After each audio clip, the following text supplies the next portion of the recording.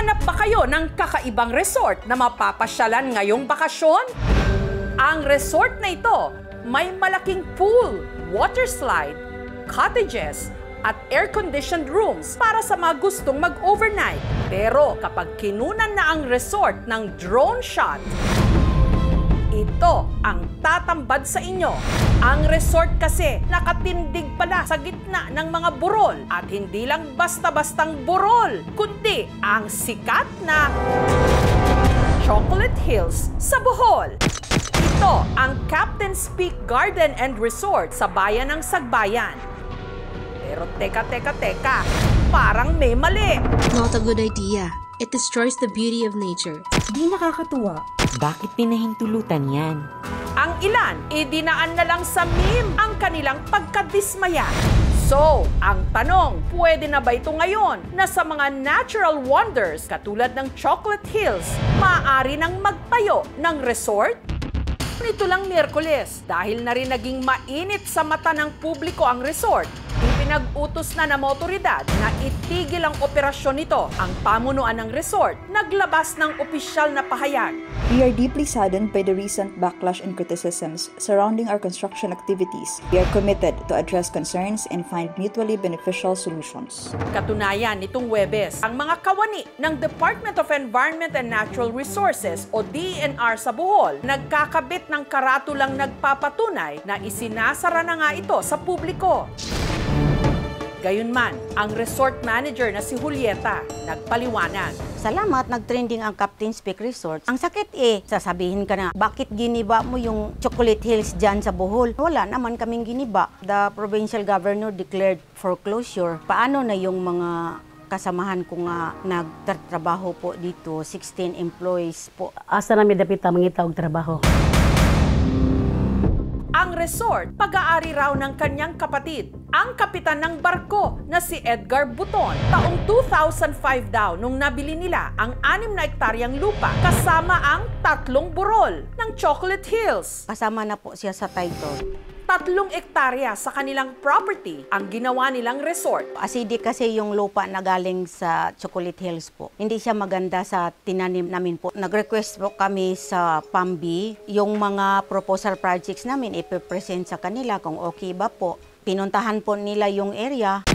Hanggang taong 2018, na-issuehan daw sila ng approval mula sa DENR Protected Area Management Bureau para sa pagpapatayo ng commercial area. Nung sumunod na taon, nakuha naman daw nila ang business permit mula sa lokal na pamahalaan ng Sagbayan. Ito po yung latest PAMBI clearance. Dito na nila sinimulan ang construction ng resort. 2022 po nagkaroon na po ng swimming pool ang Captain's Peak Resort. Yun na ang simula po na maraming guests na gustong maligo sa pool. Pero ang ibang hati ang opinyon. Pangit tignan, lalo na nung nakita sa na nakagitna siya sa hills. Kung makakaganda naman kakatulong sa mga tao dahil madadagdagan yung papasyalan, okay lang. Kaya lang kasi natural resource yan. Ang presidenteng ito, suki na raw ng resort. Ito kasi ang takbuhan nila sa tuwing gusto nilang mag-relax. Abot kaya raw kasi ang entrance fee. Mula 75 hanggang 110 pesos kada tao. Malayo kasi kami sa beach, kaya mostly sa mga swimming pool kami nag-outing. At idinaos din pala sa resort ang ilang mga aktibidad. Katunayan, nito lang nakaraang buwan, ang Bohol Provincial Meet 2024 Swimming Competitions. Dito pa raw isinagawa. Parang wala naman akong narinig kasi nga, di nga ako nag-expect nga may ganyang issue pala. May 2023, nung kinilala ng UNESCO o ng United Nations Educational, Scientific and Cultural Organization ang Bohol bilang kauna-unahang global geopark sa Pilipinas. Sikat ito dahil tuwing tag-araw, nagkukulay tsokolate ang mga burol, depende sa sikat ng araw. Sa proklamasyon bilang 1037 na inilabas noong July 1, 1997 ni dating Pangulong Fidel V. Ramos, kailangang maprotektahan ang nasa 1,776 na mga burol sa Chocolate Hills Natural Monument na matatagpuan sa mga magkakatabing bayan ng Carmen, Batuan, Bilar, Valencia, Shera Bulyones at Sagbayan. Before the proclamation, meron na po siyang mga titles. So, meaning to say, may mga private owners na. Kahit mga private properties po siya, any activities, any development na i-introduce mo doon sa area, you really have to seek approval and clearance from the DENR. Meron naman kaming mga certificates po. We are allowed to build below the Chocolate Hills. Approved po sa kanila. The DNR is the only government agency na merong authority para i-dispose, manage, supervise yung mga protected areas. Meron siyang safety implication sa mga magtatayo dun sa mga lugar na yon. You also have to consider maaari maging pollution, smoke ng mga vehicles na makakasagabal dun sa mga hayop na naninirahan sa lugar na yon. Ayon sa DENR, bagamat nakasecure daw ng kaukulang permit ang Captain's Peak Garden and Resort sa ibang ahensya ng gobyerno, wala naman daw silang maipakitang ECC o Environmental Compliance Certificate. Talagang yung ECC na nakalimutan ko pag-process, yun talaga yung malaking kamalian ko po. Dahil po sa pandemic, 3 years po eh. Siguro yun na, yung pinakamalaking lapses na nagawa ko. In September of 2023, the Provincial Environment Officer of Bohol found out that they had constructed without the ECC and issued a notice of violation, including a request for them to stop their operations. They continued to operate. In fact, they actually wrote the PENRO requesting for the lifting of the order since they had already applied for an ECC, which the PENRO denied. We have learned that there was a temporary closure order by the DENR. If only we were received an official copy of that order, we will stop the renewal of that business permit.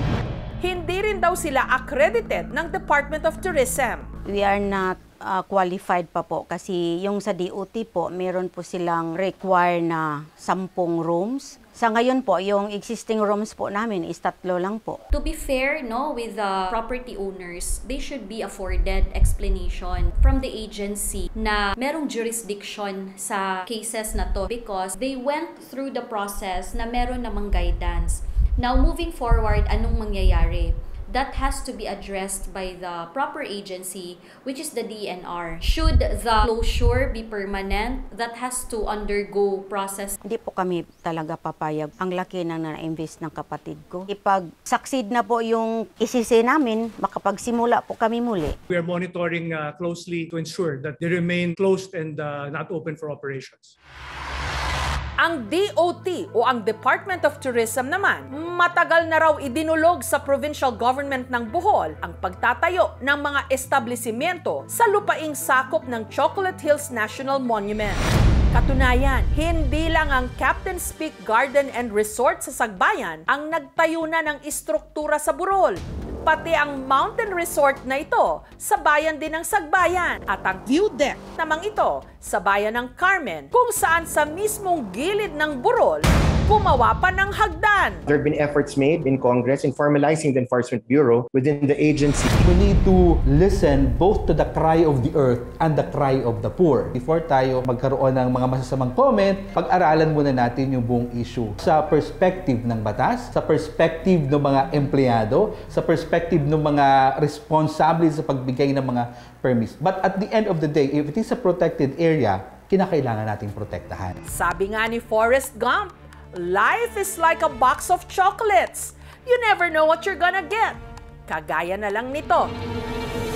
Na ni sa hinagap, sinong mag-aakala na magkakaroon ng ganitong klaseng mga istruktura sa ipinagmamalaki nating Chocolate Hills. Thank you so much mga kapuso. Kung nagustuhan niyo po ang videong ito, subscribe na sa GMA Public Affairs YouTube channel. Don't forget to hit the bell button for our latest updates.